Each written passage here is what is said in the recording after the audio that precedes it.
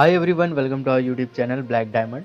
बहुत बड़ी न्यूज़ आ रही है कोल इंडिया लिमिटेड के सब्सिडरी कंपनी बीसीसीएल से कि बीसीसीएल 1043.97 करोड़ रुपए के घाटे में है चल रही है और वेतन भी अपने एम्प्लॉयज़ को वेतन भी देने के उनके पास पैसे नहीं है। और तो और कोल इंडिया लिमिटेड के चेयरमैन श्री प्रमोद अग्रवाल जी ने बयान दिया है। उन्होंने कहा है कि बीसीसीएल अपने इस हालात से खुद उबरे, कोल इंडिया लिमिटेड उसकी इसमें कोई सहायता नहीं करेगा। आपको बताते चले कि बीसीसीएल ने कोल इंडिया लिमिटेड से सहायता मांगी थी, वित्तीय सहायता मांगी थी, जिसमें कोल इंडिया ने साफ तौर पर इनकार कर दिया है। इसके साथ ही बीसीसीएल का पैसा बहुत सारे पावर सेक्टर की जो कंपनीज है उसके पास बकाया है। जैसे कि हम डीवीसी की बात करते हैं तो डीवीसी के पास भी बीसीसीएल का एक अच्छा खासा अमाउंट बकाया है, तो वो भी कंपनी वसूल नहीं कर पा रही है, जिसके चलते बीसीसीएल ने वित्तीय सहायता कोल इंडिया लिमिटेड से मांगी थी, जिसमें कोल इंडिया लिमिटेड ने साफ तौर पर कोई भी सहायता देने से मना कर दिया है। आपको बताते चले कि स्टील पावर कंपनियों पर बीसीसीएल का 3,829 करोड़ रुपया बकाया है, जिसमें सबसे ज़्यादा जो सर्वाधिक है वो डीवीसी का है 1,710.34 करोड़। वहीं डब्ल्यूबीपीडीसीएल का 772.41 करोड़, एनटीपीसी का 225.55 करोड़, सेल का 271.49 करोड़, यूपीआरवीएनएल का 373.09 करोड़, डीपीएल का 227.29 करोड़ रुपए बकाया है। और बाकी जो छोटी मोटी कंपनियां हैं उन सब का बकाया मिलाकर 181 करोड़ रुपए बकाया है, यानी टोटल 3,829 करोड़ रुपया स्टील सेक्टर और पावर सेक्टर दोनों को मिला के बीसीसीएल के पास बकाया है।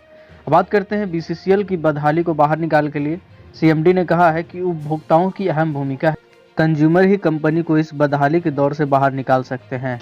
साथ ही हार्ड कोक उद्योग सुचारू रूप से संचालित हो सके, इसके लिए सालाना 50 लाख टन कोयला देने की मांग की है।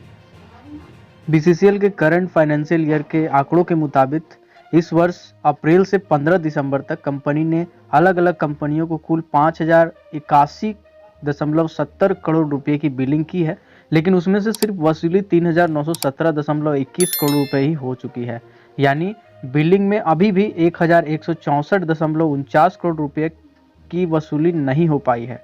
वसूली में बढ़ोतरी हो और कोयला डिस्पैच में सुधार हो तो कंपनी निश्चित रूप से आर्थिक सुधार कर सकती है, यानी कंपनी का जो स्थिति है अभी फिलहाल वो स्थिति में सुधार किया जा सकता है। आपको बता दें कि बीसीसीएल का सर्वाधिक बकाया जिसके पास है वो है डीवीसी। डीवीसी भी यही वित्तीय संकट से जूझ रही है और वो वित्तीय संकट से उभरने के लिए 10% बिजली का कटौती कर रही है। अभी तक टोटल 30% बिजली कटौती कर चुकी है और हर माह करीबन 150 करोड़ रुपए का जो बिल है उसमें बचाव कर पा रही है। इसके साथ अभी तक 4,949.56 करोड़ का बकाया डीवीसी के पास आ चुका है। डीवीसी को इतने पैसे चुकाने हैं, तो डीवीसी अपने इस स्थिति से उभरेगी तभी अब कोल इंडिया लिमिटेड को वो पैसा दे पाएगी। तो ये सब चीज़ों को देखते हुए सवाल उठता है कि क्या बीसीसीएल डूब जाएगी, क्या बीसीसीएल की ये वित्तीय हालत जो मार्च से चल रही है वो आगे और कितने दिन तक कंटिन्यू रहेगी।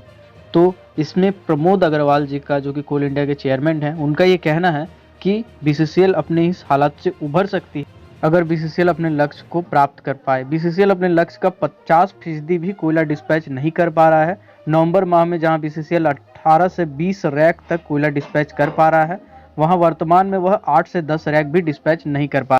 इसके साथ ही कंपनी प्रबंधन रियलाइजेशन बढ़ाने के साथ साथ कोयला डिस्पैच बढ़ाने पर भी जोर दे, ताकि फंड की समस्या से जूझ रही कंपनी की आर्थिक स्थिति अच्छी हो सके। बीसीसीएल के पास प्राइम कोकिंग कोल का भंडार है, इसीलिए वर्तमान परिस्थिति से उबरने के लिए कंपनी को स्वयं ही प्रयास करना पड़ेगा।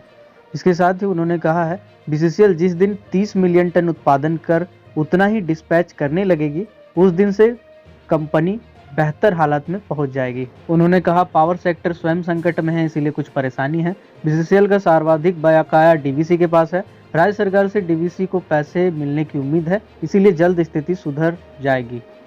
हालांकि बीसीसीएल को स्टील वाहिनी सेक्टर की ओर भी ध्यान देना होगा। लगातार ऑक्शन होते रहने से लिंकेज की समस्या नहीं पड़ेगी। यह तभी संभव है जब उसके मुताबिक कोयले का उत्पादन सुनिश्चित हो सके। कोयले का व्यापक पैमाने पर उत्पादन हुआ तो बिकेंगे भी जरूर। उन्होंने कोयले की कीमत घटाने से इनकार कर दिया। उन्होंने कहा बीसीसीएल के कोयले की कीमत गुणवत्ता के मुताबिक अधिक नहीं है, मार्केट में कोयले की मांग कुछ कम है जो जल्द ही ठीक हो जाएगी।